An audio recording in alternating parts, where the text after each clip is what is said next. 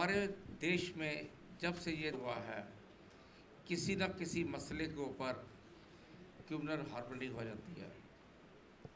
हम सोचते हैं ये क्यों होती है, किस लिए होती है, कौन करता है, इसके पीछे क्या तत्व है, कौन लोग हैं जो भाई को भाई से लड़ाते हैं, जो एक मुल्क में अशांति फैलाना चाहते हैं। तो जिस धर्म से मैं ताल्लुक़ रखता हूँ वो गुरु नानक का धर्म, सिख मज़हब, जिसका पहला उपदेश ही है nationalism, patriotism and service to humanity. Guru Nanak ने सर्व सांझीवालता का उपदेश दिया। गुरु नानक ने जहाँ भी गए उन्होंने सबको एक साथ लेके चले। गुरु नानक जी के दो शिष्य थे, बाला और मर्दाना। मर्दाना मुस्लिम था और बाला हिंदू धर्म से था।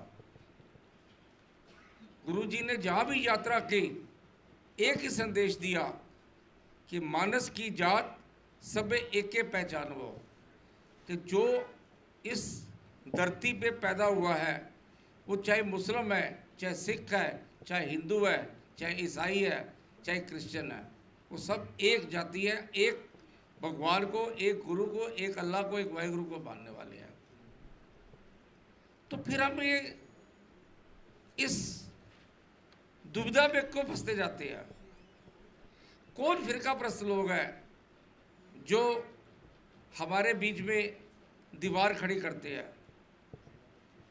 बड़े दुख की बात आती है जब सुना जाते हैं कि मुसलमान और हिंदू लड़ पड़े, हिंदू और सिख लड़ पड़े। बड़ी अजीब बात है। रहते हम इकट्ठे हैं, रहते हम उस धरती पे है जिसको भारत माता हम कहते हैं, उस धरती से बीजा हुआ अन्न खाते हैं, उन नदियों का पानी पीते हैं और फिर हम लड़ाई करते हैं। बहुत अफसोस है। हमारे गुरुओं ने ये सिखाया हमको।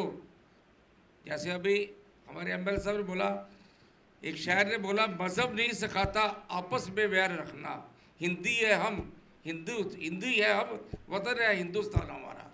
जब हमारा वतन हिंदुस्तान है, जब हम हिंदुस्तान की माटी से मिले हुए हैं, जब हम हिंदुस्तान में रहते हैं, तो फिर ये ऐसे कर्म क्यों होते हैं?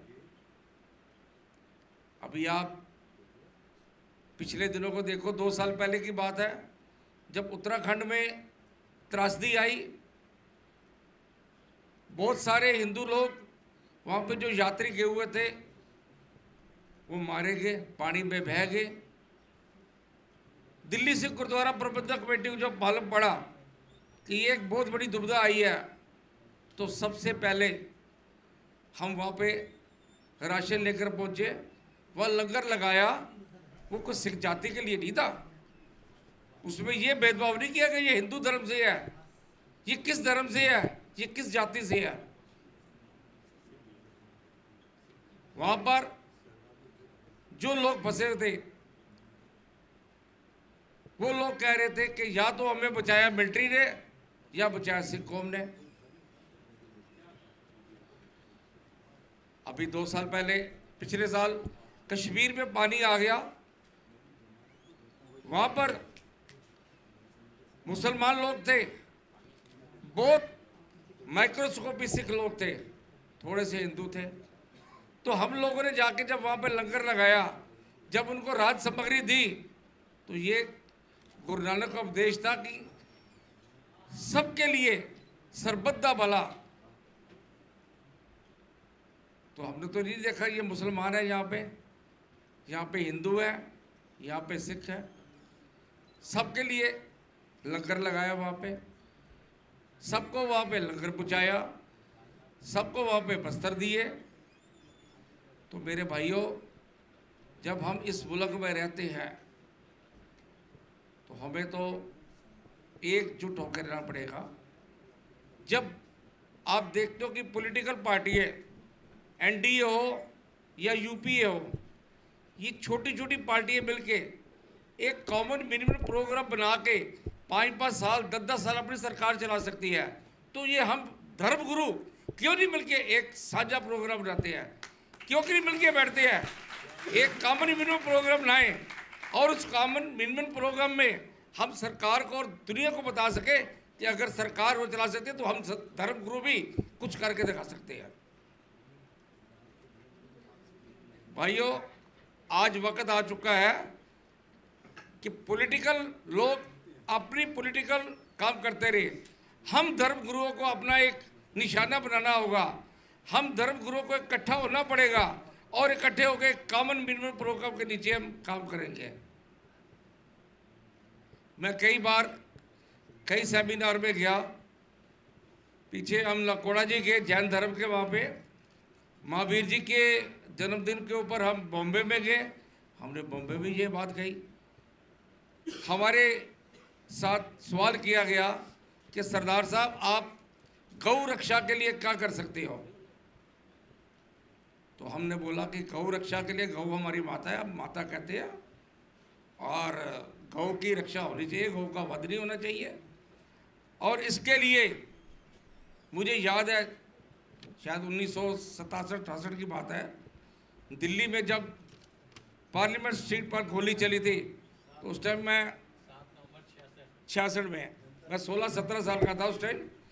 तो बंगला साहब गुरुद्वारे से हम गुरुद्वारे दिल्ली जाते थे, तो वहाँ पे गोली चली तो मैं उस टाइम वो सीन देखा था। हमने भी जंतर मंतर के ऊपर धरना दिया गौ रक्षा के लिए, गौ का वध नहीं होना चाहिए, गौ हमारी माता है और माता ही रहेगी और उसको हम नमस्कार करते हैं। हमने उनको आश्वासन दिया जैन धर्म को कि इसके लिए सिख धर्म आपके साथ है, सिख धर्म आपके पीछे नहीं हटेगा। मैं आपको एक याद और बात कराना चाहता हूँ, जब ये गुरु Ramdas ji 4th Guru of Sikhism, उन्होंने गोल्डन टेम्पल अमृतसर की स्थापना करनी थी।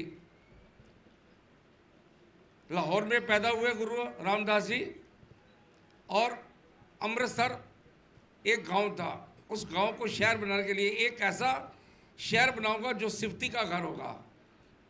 तो गुरु जी के पास सिख धर्म से भी लोग थे, हिंदू धर्म से भी लोग थे। उन्होंने कहा नहीं, लाहौर से साईं मियाँ मीर जी को बुलाओ, साईं मियाँ मीर गोल्डन टेम्पल का जो नींव पत्थर वो रखेंगे। फाउंडेशन स्टोन साईं मियाँ मीर ने रखा। गोल्डन टेम्पल में आप देखोगे गोल्डन टेम्पल के 4 द्वार हैं, उस द्वार किसी भी द्वार से हिंदू, सिख, मुसलमान, ईसाई कोई भी आ सकता है, लेकिन गोल्डन टेम्पल के अंदर जाने के लिए एक दर्शनी ड्यूटी है, वहाँ से होकर जाना पड़ता है। तो गुरु महाराज ने हमें तो एकता का, भाईचारे का, साझीवालता का उपदेश दिया है। हमें उन गुरुओं को, उन पीर पैगंबरों को, उन ऋषि मुनियों को, जिनकी ये धरती है, जो धरती आज बची हुई है, हिंदुस्तान बचा हुआ है, तो उन गुरु महाराज की, उन ऋषि मुनियों की, उन पीर फकीरों की कृपा से बचा हुआ है। नहीं तो इस दुनिया, इसके तो कई टुकड़े करा के इन्होंने फेंक दिए होते हैं, जो फिरका प्रस्तावते हिंदुस्तान के पीछे नज़र लगा के बैठी है। तो आज जो विषय के ऊपर आप चर्चा कर रहे हो, मैं मुबारकबाद देना चाहता हूँ SIU को और अपने सब भाइयों को जिन्होंने मुझे यहाँ पे आमंत्रित किया।